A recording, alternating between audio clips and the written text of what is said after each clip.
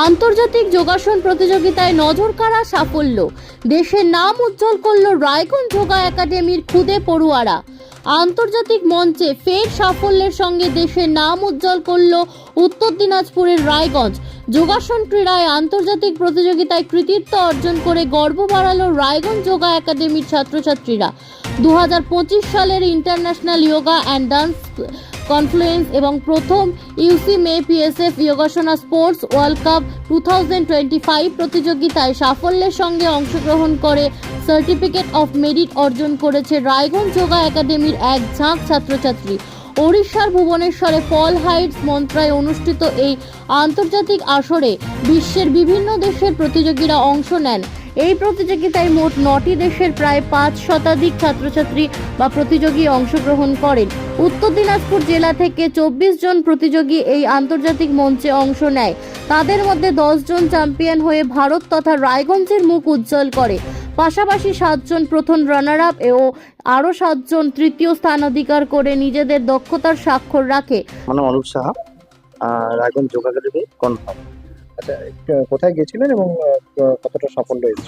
আমাদের গত 27 ডিসেম্বর ওড়িশার ভুবনেশ্বরে আমাদের একটি ইন্টারন্যাশনাল প্রোগ্রাম ছিল, world cup, yoga world cup. সেখানে বিভিন্ন দেশের পাশাপাশি আমরাও সেখানে পার্টিসিপেট করেছিলাম। সেখানে মোটামুটি 8 থেকে 9টা দেশ আসছিল কম্পিটিশন করতে। মোটামুটি নেপাল, ভুটান, বাংলাদেশ, শ্রীলঙ্কা, আফ্রিকা ইত্যাদি দেশ আসছিল। মোটামুটি 500-র ওপরে পার্টিসিপেট ছিল। সেখান থেকে আমাদের উত্তর দিনাজপুরের ইন্ডিয়ার হয়ে আমরা উত্তর দিনাজপুর থেকে গেছিলাম। 24 জন ক্যান্ডিডেট অংশগ্রহণ করে সেখানে। 24 জনের মধ্যে 10 জন চ্যাম্পিয়ন হয় এবং 7 জন সেকেন্ড পজিশনে আসে এবং 7 জন থার্ড পজিশনে আসে। কত বয়সী থেকে কত বয়সী? বিভিন্ন ক্যাটাগরি, বিভিন্ন বিভাগের ছেলেমেয়েরা ছিল এখানে। আমাদের Euro Kids, sub junior girls, sub junior boys, junior boys, junior girls, masters এবং মমস গ্রুপে অংশগ্রহণ করেছিল। মূলত কত বছরের পার্টিসিপেন্ট কম ছিল এবং বেশি সর্বোচ্চ কত অংশ? মোটামুটি একটা গ্রুপ ছিল ইউরো কিডস, সেখানে 0 থেকে 6 বছর পর্যন্ত একটা গ্রুপ ছিল। আর অ্যাবাভ অনেক ছিল, মোটামুটি 60-র ওপরেও ছিল। কতজন প্রতিযোগী পুরস্কার পেয়েছে?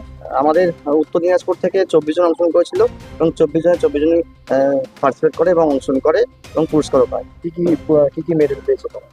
10 জন গোল্ড, 7 জন রূপো এবং 7 জন ব্রোঞ্জ পেয়েছে। এই যে সাফল্য, কিভাবে দেখছেন সাফল্য? ওদের পারিশ্রমিক, এটা ওরা পরিশ্রম করেছে বলেই এতটা সুন্দর করতে পারছে ওরা। আগামীতে আরও বড় জায়গায় যেতে হবে। প্রত্যেকের স্বপ্ন থাকে যে একটা বড় জায়গায় গিয়ে, বড় মঞ্চে গিয়ে অংশগ্রহণ করবো।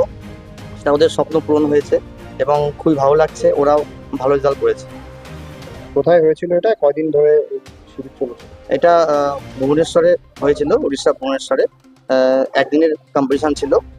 সকাল থেকে মোটামুটি রাত্রি 12টা পর্যন্ত প্রোগ্রাম চলেছে আমাদের। আমার নাম পপি দেবনাথ সরকার। আপনারা কোথায় গেছিলেন এবং আপনাদের সাফল্য হয়েছে? আমাদের উড়িষ্যায় ভুবনেশ্বরে একটা স্পোর্টস হয়েছিল, সেখানে ওয়ার্ল্ড কাপ চ্যাম্পিয়নশিপ ছিল।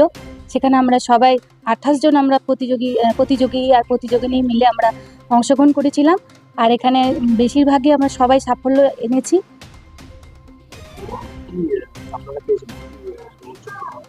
হ্যাঁ, বেশ অনেকেই গোল্ড মেডেল পেয়েছে এবং সিলভার মেডেল, ব্রোঞ্জ মেডেল সবাই।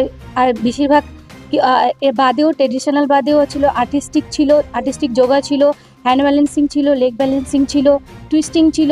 সব রকমের সব কিছুতেই আমাদের স্টুডেন্টরা আমরা অংশগ্রহণ করেছিলাম। সেখানে সবাই সাফল্য অর্জন করেছে। ভীষণ ভালো লাগছে। একটা বড় সাফল্য আমাদের রায়গঞ্জ যোগা একাডেমি এবং অরূপ স্যারের মানে সহযোগিতায় আমরা যেতে পেরেছি। খুব ভালো লেগেছে। এখন আপনিও রিপোর্টার, আপনার এলাকার যে কোনো খবর পাঠান এই নম্বরগুলোতে।